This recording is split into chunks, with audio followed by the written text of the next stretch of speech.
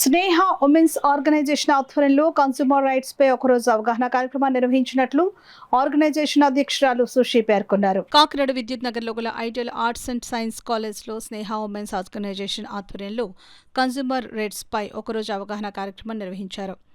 కార్యక్రమానికి ideal college women empowerment convener అధ్యక్షతన జరిగిన కార్యక్రమంలో consumer court judge CH Susi ముఖ్య అతిథిగా పాల్గొని విద్యార్థులకు కన్స్యూమర్ రైట్స్ పై అవగాహన కల్పించారు. కార్యక్రమంలో Usharani, Ramadevi, DVV Srilakshmi, B Ramadevi, ideal college lecturers, విద్యార్థులు పాల్గొన్నారు.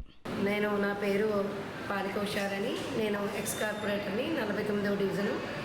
మా 49వ డివిజన్లో ఐడియల్ కాలేజ్ నందు మన వినియోగదారుల హక్కుల కోసం అవగాహన సదస్సు ఏర్పాటు చేయడం జరిగింది. అలాగే ఐడియల్ కాలేజీ విద్యార్థులందరికీ కూడా ఇక్కడ మన ఈ విషయాల గురించి అవగాహన చేయడం జరిగింది.